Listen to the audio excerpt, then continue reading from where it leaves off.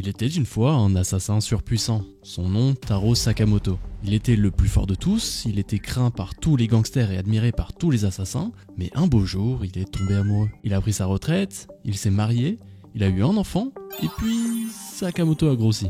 Cette introduction, c'est pas moi qui l'ai écrit. C'est mot pour mot le texte du narrateur des premières pages de Sakamoto Days. Et c'est diaboliquement efficace car en une trentaine de mots, on sait d'où vient le personnage principal, en quoi il est différent des autres et surtout on sait pourquoi il est passé de tueur craint de tous à gérant de supérette obèse. Puis ça ne s'arrête pas là.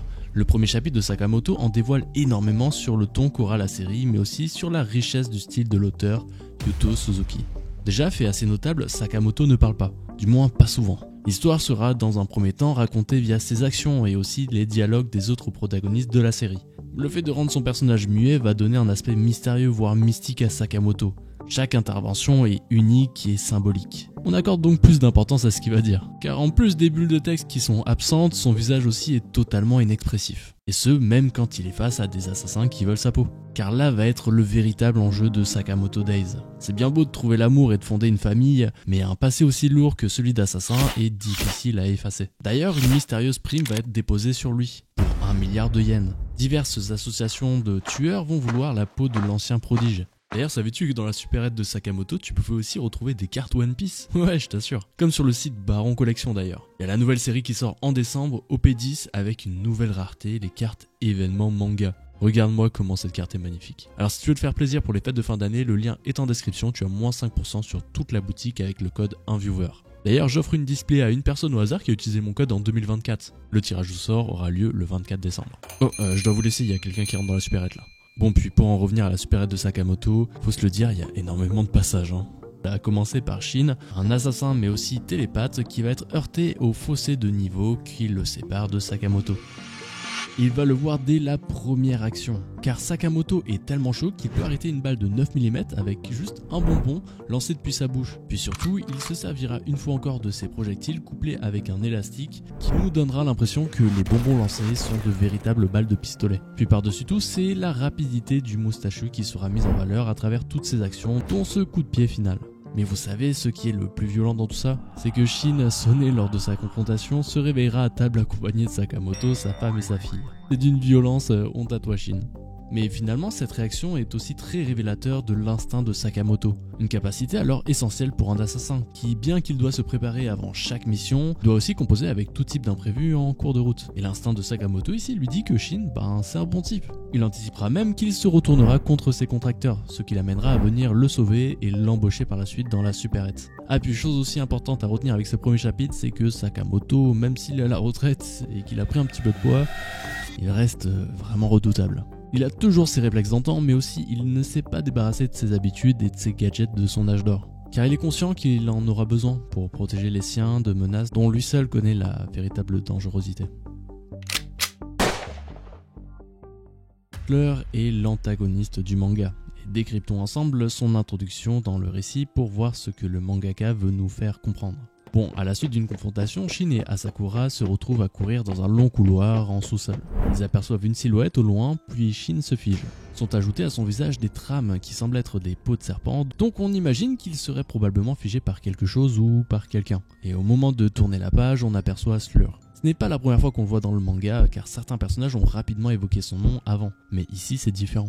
C'est la première fois qu'il apparaît de façon si concrète. Et alors que le style du manga habituel est assez classique avec des traits neutres puis des trames par-ci par-là, ici Slur est illustré d'une façon différente. Un style crayonné qui se rapproche plus d'une esquisse qu'une illustration finie. Comme si l'auteur n'avait pas le droit de le dessiner clairement. Instinctivement, même nous lecteurs comprenons la dangerosité du personnage. La page d'à côté nous le confirme d'ailleurs puisque l'on voit Shin et Asakura encore figés. Et d'ailleurs cette case est accompagnée d'une autre case dans un style aussi crayonné où on voit les personnages totalement détruits. Et cette case est enveloppée de noir. Cela est habituellement utilisé par les mangaka pour illustrer des moments du passé. Ici on le découvre par la suite mais c'est plus pour représenter ce que nos protagonistes ont ressenti. Puis page suivante, on comprend que Slur est extrêmement rapide parce qu'il passe dans le dos de 2 assassins expérimentés, puis disparaît comme s'il n'avait jamais été là. C'est une introduction d'antagoniste parfaite. Je me souviens avoir été impressionné par l'aura que dégagent ces pages lors de ma lecture à l'époque. Et je sais que je suis pas le seul, car c'est une planche que les gens partagent régulièrement sur internet. Ah, et aussi petit détail que j'ai oublié de vous mentionner, les seuls mots qu'il lâche sont « alors c'est toi Shin ?» passe le bonjour à Sakamoto de ma part. Ce qui revient à dire « Bonjour, je sais tout de toi et d'ailleurs je connais Sakamoto, et il me connaît aussi ». Et c'est excellent que l'antagoniste d'un manga qui se passe dans un milieu d'assassins soit aussi menaçant. Car même si le manga a un ton léger, voire comique, il traite quand même d'un milieu extrêmement brutal. Là où Sakamoto et ses compagnons apportent un côté drôle et enfantin, Uzuki, alias Slur, apportera avec lui la noirceur. On a donc l'ombre et la lumière, le yin et le yang. Mais pour autant, Sakamoto est loin d'être un manga centré uniquement sur ces deux personnages.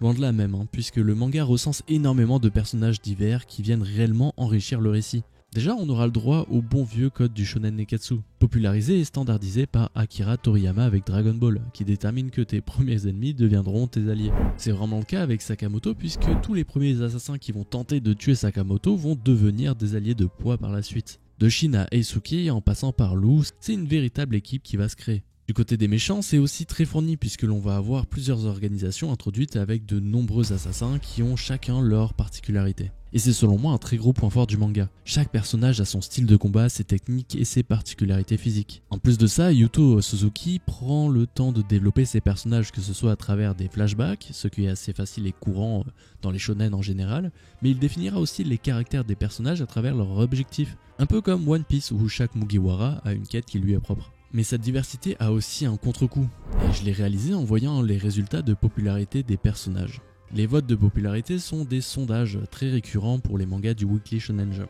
Les lecteurs du magazine sont amenés à voter pour leurs personnages favoris. Les votes sont ensuite compilés pour en faire un classement avec les personnages les plus appréciés du manga. Et là où habituellement les héros du manga se placent entre la première et la troisième place, dans ce classement, Sakamoto est 5ème. Des personnages que l'on voit très rarement comme Ozagari sont devant lui. En fait, on a plusieurs raisons pour expliquer cela. La première est assez évidente, mais les 10 premiers tomes du manga en dévoilent très peu sur le passé de l'assassin retraité. Puis le fait qu'il parle très peu fait qu'il est difficile de s'attacher à lui, car on peut l'apprécier quasiment uniquement à travers ses agissements. Contrairement à un Shin, qui aura beaucoup plus d'attention à porter à son développement. Déjà par le fait que c'est un assassin beaucoup moins accompli que Sakamoto, donc on va le voir progresser dans ses capacités mentales et physiques. Aussi, c'est un personnage avec un passé assez atypique, qui donne lieu à de nombreuses opportunités scénaristiques. Alors que pour Sakamoto, son prime est a priori derrière lui. Puis il a déjà réussi sa vie en fondant cette belle famille et son objectif est juste de la protéger.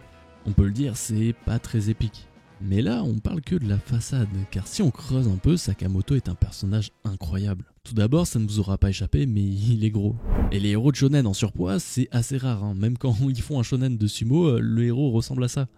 Et ce choix, l'auteur l'explique par le fait qu'il voulait avoir un contraste avec son héros, qu'il ait un physique à l'opposé de ses capacités, un peu comme quand on retrouve un personnage âgé et ultra fort. Aspect énormément utilisé dans le shonen et même dans Sakamoto d'ailleurs, avec ce personnage beaucoup trop cool. Alors que quand on pense à la personne âgée, la puissance martiale n'est pas la première capacité qui nous vient en tête. Et pour en revenir à Sakamoto, ce contraste fonctionne énormément, car on va être surpris par la puissance et la rapidité qu'il peut avoir sous cette forme.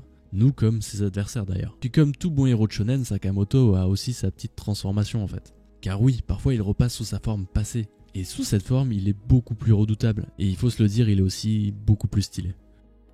D'ailleurs, je vous ai dit à quel point j'adore le style du mangaka. Car faut se le dire, mais le manga est extrêmement efficace sur plusieurs aspects. Que ce soit au niveau du dessin, du découpage et des chorégraphies de combat. Même si le tout n'est pas exempté de défauts.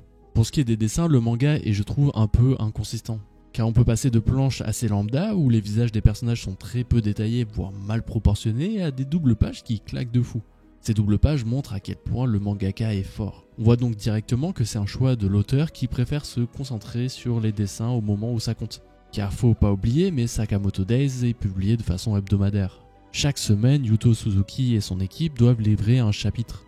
Ils ne peuvent donc donner 100% de leur potentiel sur chaque case.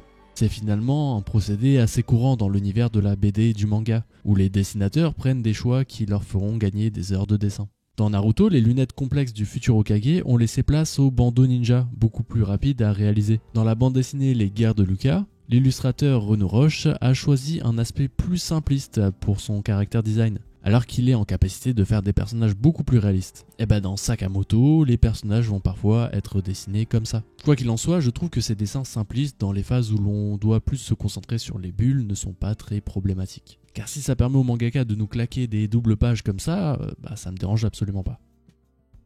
Pour le découpage, on est vraiment dans des compositions très modernes. Les personnages se baladent hors des cases et aussi, à l'instar de Dandadan, le découpage vient supporter le dynamisme des scènes de combat. Pour autant, les scènes plus tranches de vie ont aussi leur lot de bonnes idées. Comme par exemple les pensées de Sakamoto qui sont perçues par Shin, avec des cases qui nous laissent penser que c'est une action qui se passe réellement, mais on découvre assez vite que bah non en fait. Puis sinon les scènes de combat sont ultra importantes dans le manga. C'est même le cœur du récit. Là où The Fable, qui représente lui aussi un assassin qui doit stopper ses activités et peu généreux en phase d'action pour laisser place au développement de The Fable dans la vie réelle, pour Sakamoto les confrontations sont centrales. Et grâce à la diversité des personnages, ces confrontations apportent toujours leur lot de surprises. Que ce soit à travers les armes, les capacités et l'environnement. Puis d'ailleurs, comme tout assassin, l'environnement est un aspect ultra important à prendre en compte pour éliminer sa cible. Et ça, le mangaka l'a très bien compris, puisque les lieux des confrontations ont un réel impact sur les combats, que ce soit par l'espace, mais aussi par les objets disponibles. D'ailleurs, la capacité principale de Sakamoto qui en fait un adversaire redoutable est sa capacité à utiliser l'environnement et les objets qui l'entourent pour arriver à ses fins. C'est un manga qui apporte aussi pas mal de légèreté dans les confrontations. Le monde de la pègre est un milieu qui est normalement très impitoyable et très secret. Mais dans Sakamoto Days, on vient dédramatiser le tout avec quelques gags dans les confrontations. Par exemple, comme je vous l'ai dit au début, Sakamoto qui arrive à dévier une balle de 9 mm en crachant un bonbon, c'est tellement absurde que ça en devient drôle. Cette fantaisie permet à l'auteur d'être ultra créatif dans les combats. Comme cette scène où Sakamoto traverse le sol de la voiture avec sa main pour attraper une grenade qui allait exploser, pour ensuite tirer sur une bouche d'égout pour l'ouvrir et envoyer la grenade dedans, le tout en conduisant. C'est complètement absurde, mais c'est ça aussi Sakamoto Days. Mais pour être honnête, quand j'ai découvert l'existence de Sakamoto Days, ça me donnait pas trop envie de me lancer dans la découverte de cette œuvre. Faut dire que cette couverture avec ce personnage atypique et le tablier de mec de Superhead, ça fait pas rêver. Mais je me suis lancé et en feuilletant les premières pages du récit, je me suis absolument régalé. Que ce soit de par les scènes d'action absurdes à l'attachement que l'on va éprouver envers certains personnages, on veut constamment en savoir plus quand on finit un chapitre. D'ailleurs, même si le manga est assez axé sur l'humour, moi mon truc c'est quand ça commence à devenir sérieux. Quand une confrontation entre deux personnages ne laisse comme seule issue l'anéantissement de l'autre. Car on l'a vu, le mangaka est maître dans l'art de nous introduire des assassins redoutables. Et d'ailleurs, j'aime beaucoup le fait que l'on puisse mesurer cette puissance de par les interactions entre les personnages et les phases d'action plutôt que par un classement numéroté comme on peut le retrouver dans Dragon Ball avec le scooter ou dans MHA avec le classement des héros. Là, quand on nous introduit un personnage fort, on le comprend rapidement juste avec des dessins et des dialogues, pas avec un numéro de série ou je ne sais quoi. Bon, puis on espère quand même que Sakamoto retrouvera la paix avec sa famille. Mais on espère aussi qu'il rencontrera pas mal de péripéties car faut bien se le dire, ça nous régale de le voir en action. Bon, puis si t'as aimé cette vidéo, t'aimeras aussi celle-ci, où je parle de Dandadan. J'explique tout simplement en quoi c'est un manga qui est voué à être le meilleur de sa génération. Donc si tu veux, on peut se retrouver là-bas.